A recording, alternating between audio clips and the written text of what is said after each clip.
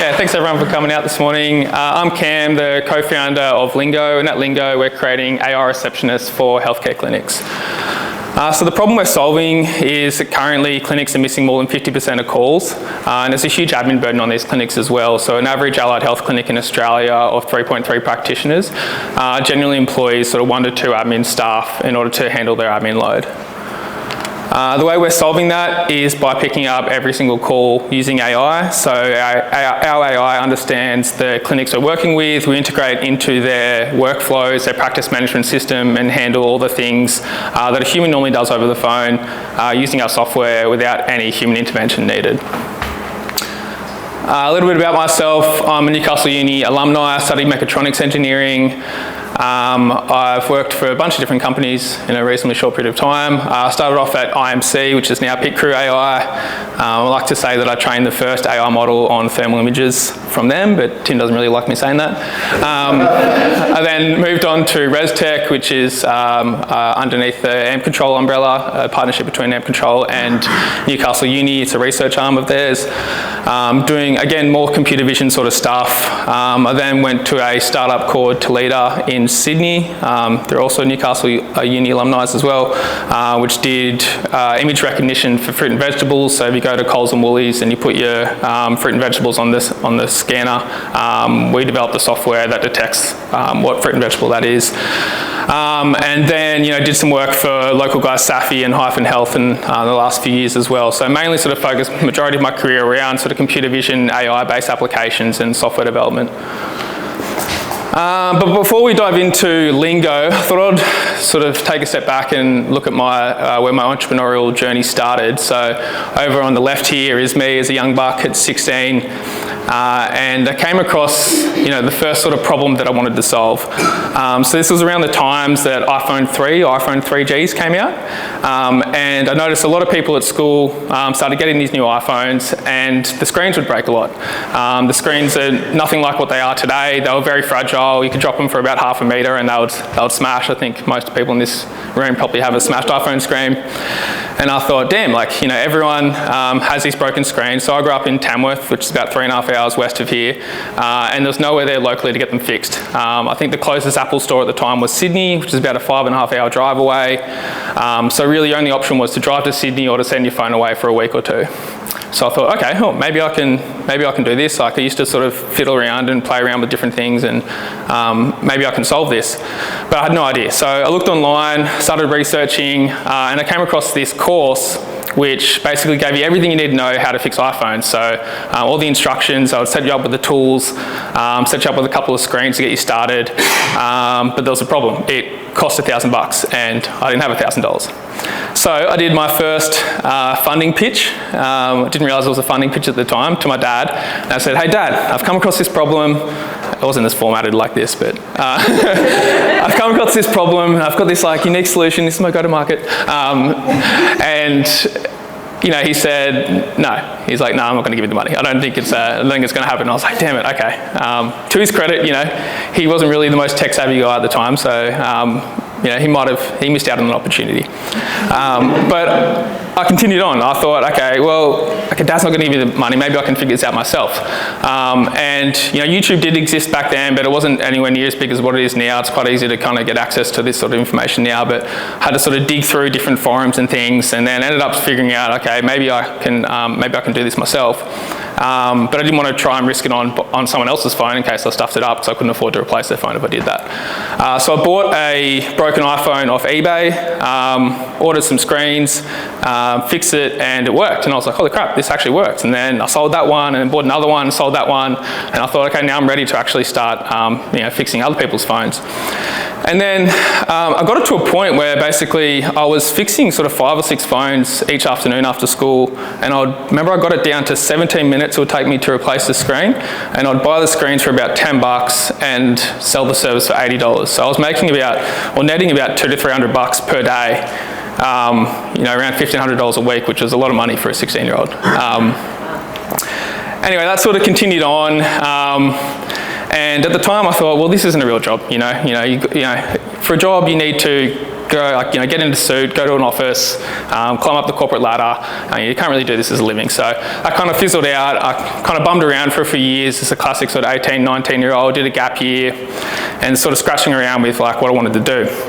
And I remember, like previously, I always had in my mind that I wanted to run a multinational tech company. People would ask you, what do you want to be when you want to grow up? I always said, I want to run a multinational tech company, which was a strange thing for a kid to say, but I had no idea about tech, had no idea about running a business or anything like that. But I saw this video one night at home, and it was a guy that was creating a drone system, and he launched it on Kickstarter. He was trying to raise some crowdfunding for it. And he said in that video that he was an electrical engineer. And I'm like, holy crap, electrical engineer, like what's that? Like, that sounds cool. But if he's an electrical engineer and he can build drones, then maybe I can be an electrical engineer and I can build drones. That sounds awesome. So that night I actually applied for Newcastle University for an engineer, for electrical engineering and got in. And I had no idea what engineering was, never met an engineer before, and just sort of went through it. So then I got into uni, started engineering. It was really hard because I didn't really do anything around engineering. I did like business studies and economics and stuff when I was at school, so that was a bit of a steep learning curve. But started still having that itch I needed to scratch of wanting to have my own thing. So during uni, I had like a few different ideas of different businesses I could start. And the first one was this charging device here. So this was before iPhones had wireless chargers. So Android had brought out wireless charging, but you couldn't do it on iPhones. And I came across this device and got some samples from a supplier in China. And it was basically pretty much like what MagSafe is today, where it had a magnetic ring around it, but you had to put on a special case on your phone that would clip into the bottom of it, then it would snap to the ring and you would charge the phone. And I thought, great, this is going to be awesome. People want to buy this. And at the time, my brother owned a couple of Telstra franchises. So I flew up to him. He introduced me to a couple of other franchisees owners, and they were like, yeah, this is really cool. We can sell this through the stores. And that sort of, got to the point where we needed to pull the trigger, but I didn't have the conviction to pull the trigger. I'm like, I don't know if I can, if this will work. Will people actually buy this? Is this going to just end up in nothing? So I didn't end up going through with it. And then again, a few years went past and had another idea. So I got really obsessed with selling on Amazon. So I downloaded all the Chrome extensions, all the websites in order to track, what different product categories were selling, trying to reverse engineer where their suppliers were, how much they were selling, to try and find a gap there where I could start selling some stuff on Amazon.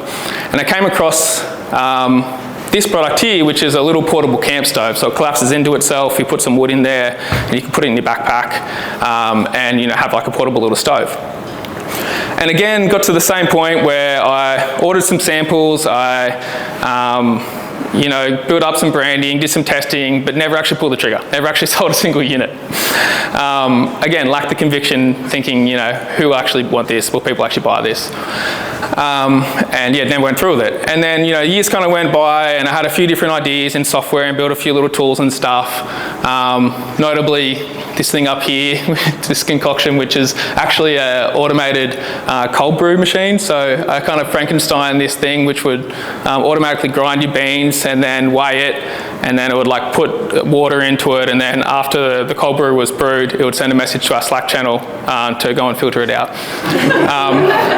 And again, went through the same process, talked to different suppliers in Europe to find the grinders, for the burrs for the grinder, and did up a 3D model and got to all the point of does the market actually want this?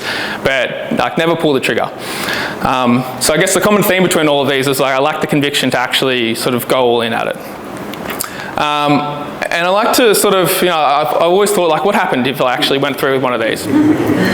So I did a bit of research. I was like, okay, let's try and find some similar companies at the time and seeing if these were just stupid small ideas or if they could actually be something. So I came across these guys, iCracked, similar story, founding story. They started in a dorm room in the US, and then I ended up exiting in 2019 for, at the time they had about 25 million US in revenue. So not such a small idea. Maybe it could have turned into something. The next one, I used the Wayback Machine to actually look at this company called AirCharge, which again, at the same time, had a very similar thing. They were selling these chargers to try and for iPhone users as well. And last recorded revenue I could see was around 18 million in revenue, so not a small thing. And then this one always sort of gets me.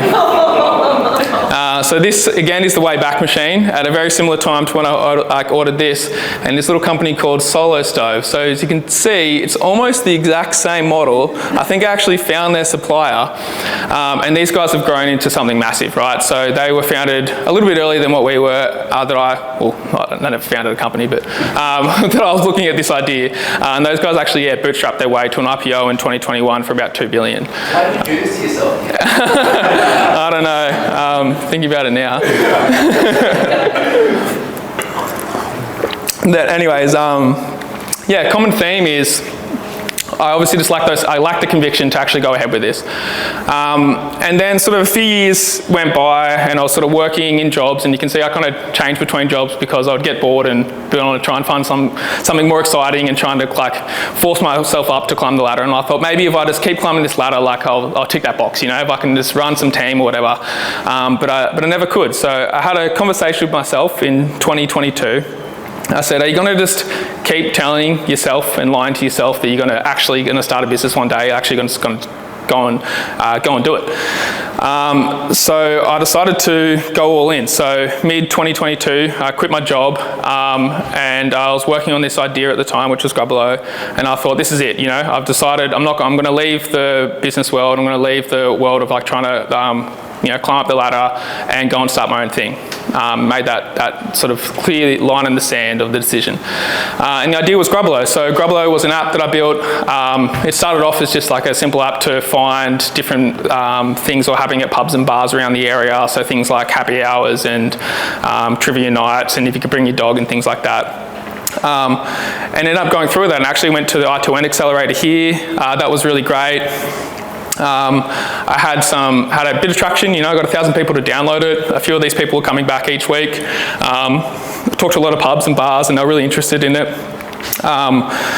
And I actually bowed out of the I2N accelerator. I always apologise to those guys to go down to the Antler accelerator in Sydney, and that was one of the lessons learned of why I did that. But I was really sort of adamant around finding a co-founder. It was a big thing. Was just I needed to go and find a co-founder. I realised that that's the way to succeed. You read all the data and it says you need to have a co-founder to succeed. But I was hardcore at it. I would go and co-found dating sites. I would go to as many events as I could, and I'd meet someone that was a good fit, and I'd be like, cool, all right, let's start next week, let's go. Quit your job, do it, and come join me. And I was just trying to force this unnatural relationship, which didn't work out. So, taking I guess a little bit of a step back, I didn't end up pursuing that idea for a bunch of different reasons, and so it's lost my train of thought. Actually, I'll just keep going through here. I forgot what I was going to say there.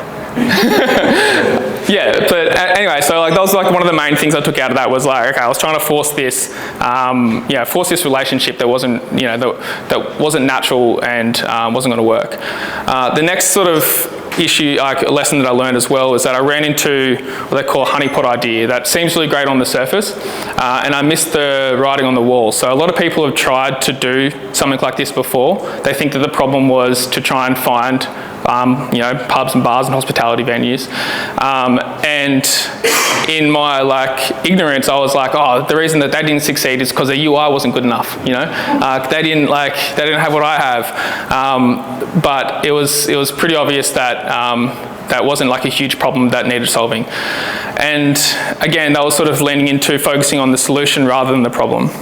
I was really sort of focused on creating this best app that was going to be able to, be better than everyone else that tried this before. And it was also a really unclear problem as well, a really wide problem that I was trying to solve. So there was a double-sided problem. One was from the user's point of view, trying to find a venue and things, and then from the venue's point of view, which were ultimately the customers that were going to pay for it, they just said they want more people to come into the venue. So there's obviously a lot of ways you can get people into a venue, which basically led to a point where when I was working on that is that there was all these different tracks that I could go down, and maybe one of these would work, but it was just like an endless thing where you'd have to keep trying different things in order to try and get people to come in there and try and get this product to work.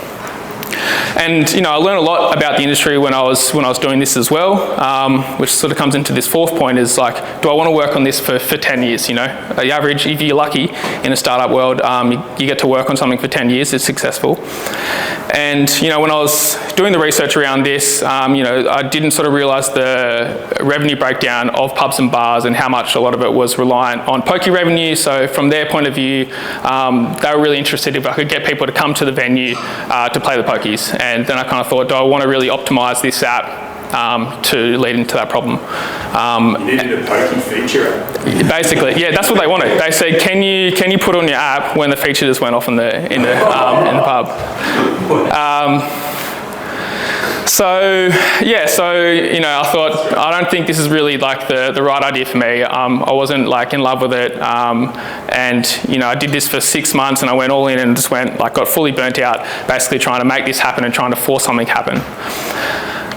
So, all right, here we are. We're 6 months in. I've just quit my job. We haven't had an income for 6 months. What do I do now? Do I just sort of give up and go back and join the workforce?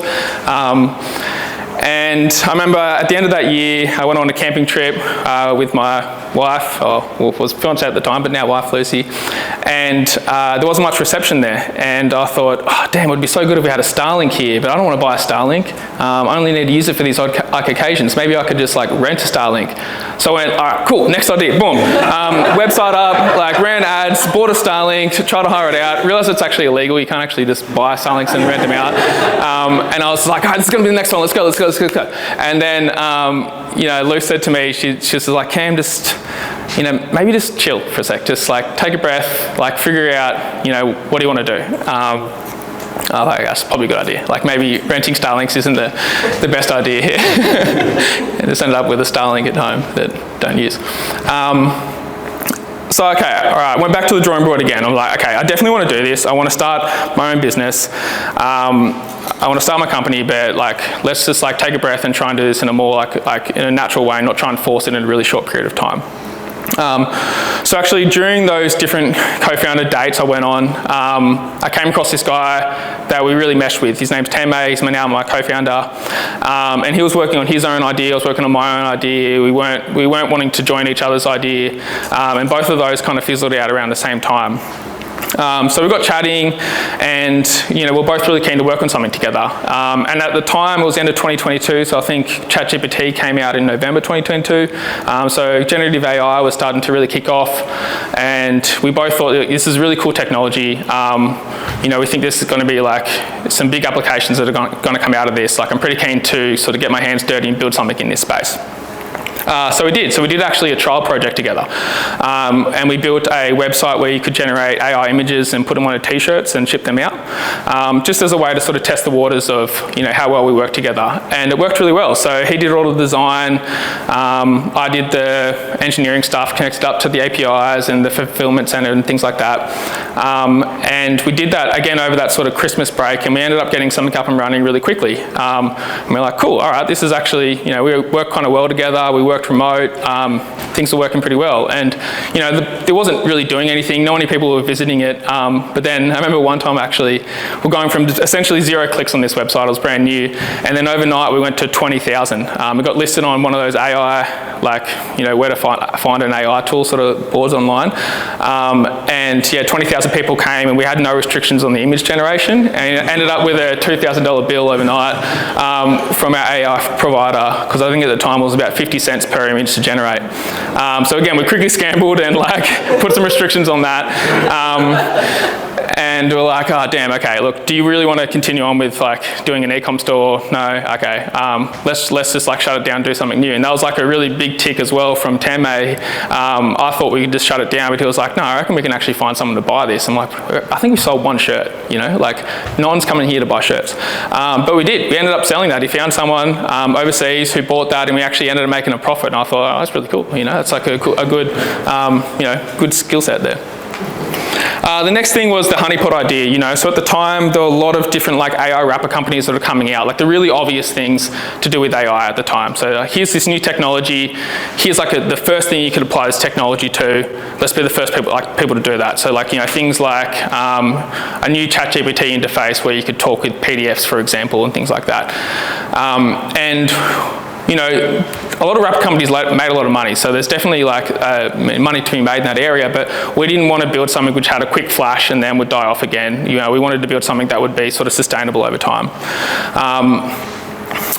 But how do we find that, right? So, we have this new technology. We don't want to just force this technology at anything. As everyone knows, there's an AI for this, AI for that. So we went to problem discovery. We have our own sphere of problems that we know in our world, but we were sure that there's some old problems out there in other industries that we weren't aware of that could potentially be solved with this new technology that couldn't have been solved before.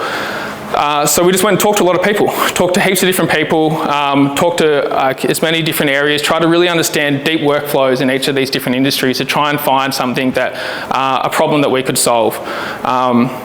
And I do think you can force these things. You can go out and actually increase your, problem surface area, I guess, to try and find those opportunities.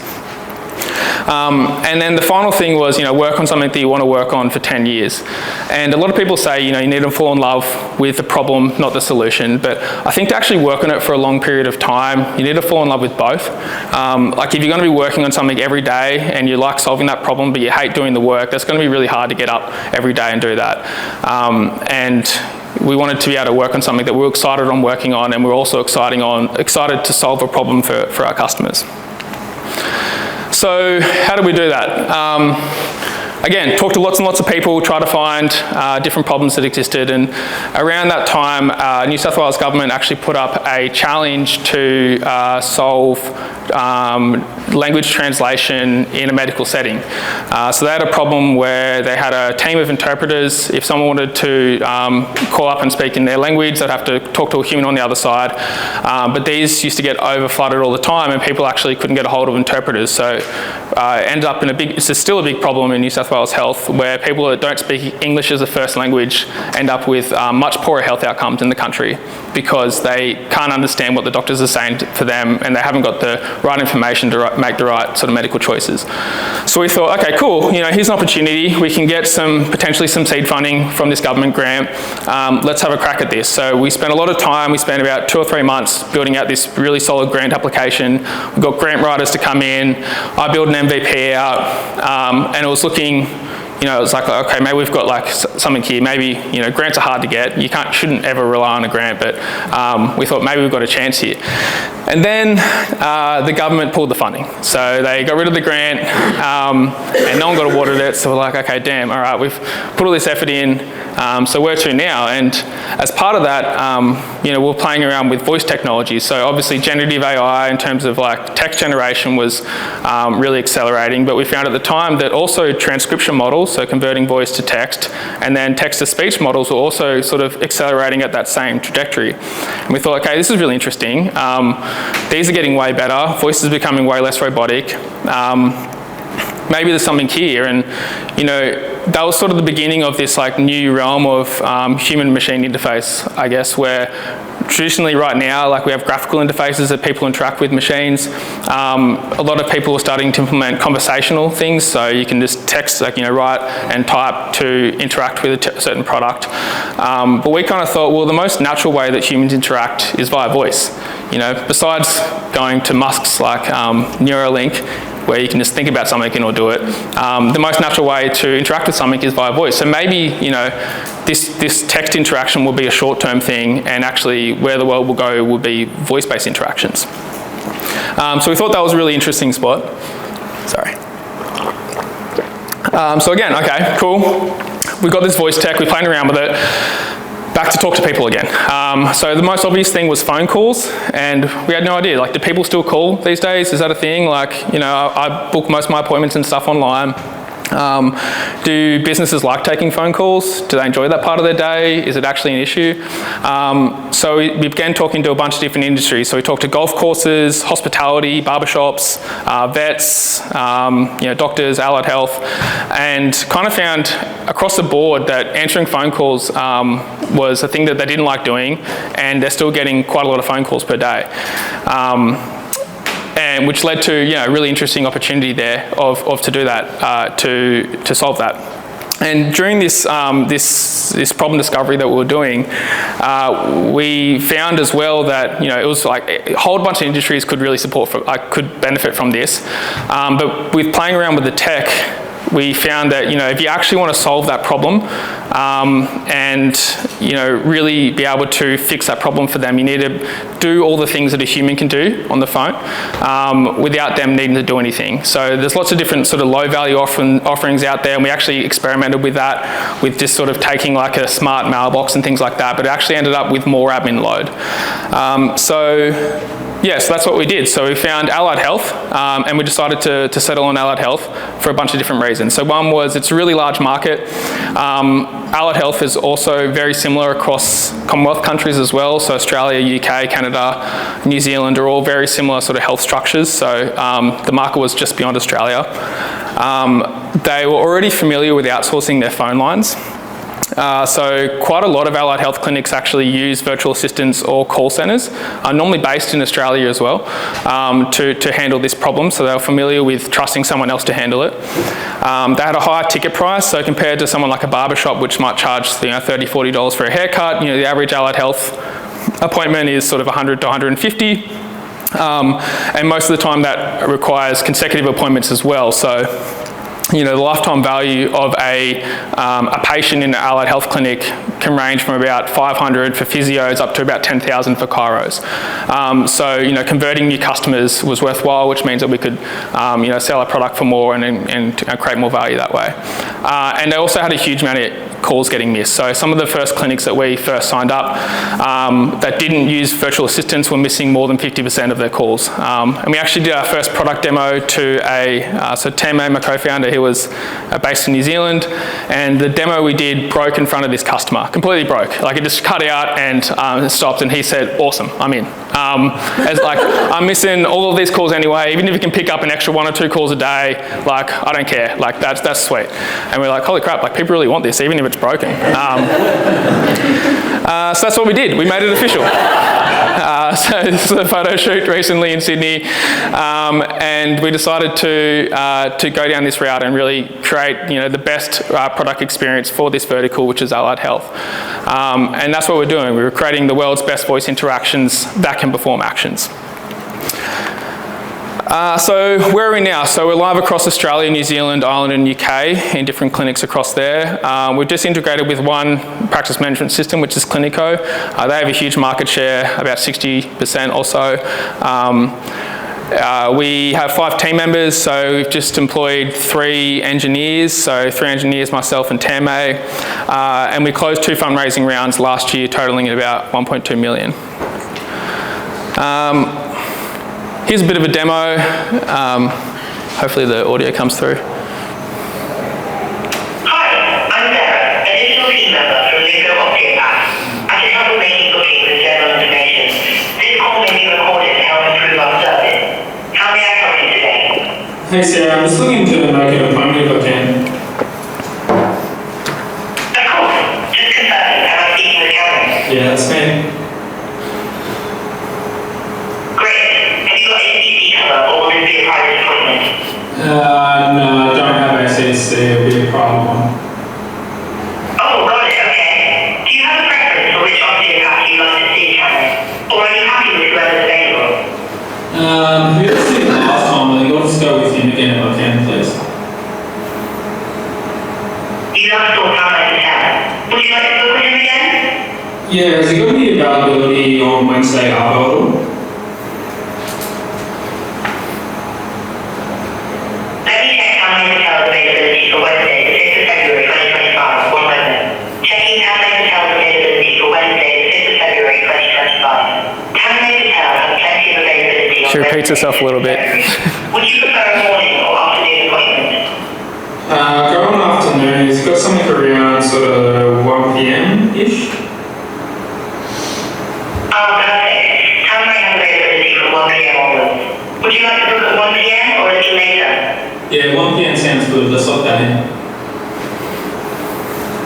Just to confirm, you'd like to book an appointment with Town Hotel at 1 p.m. on Wednesday, 5th of February 2025, correct? Yep. Got it noted.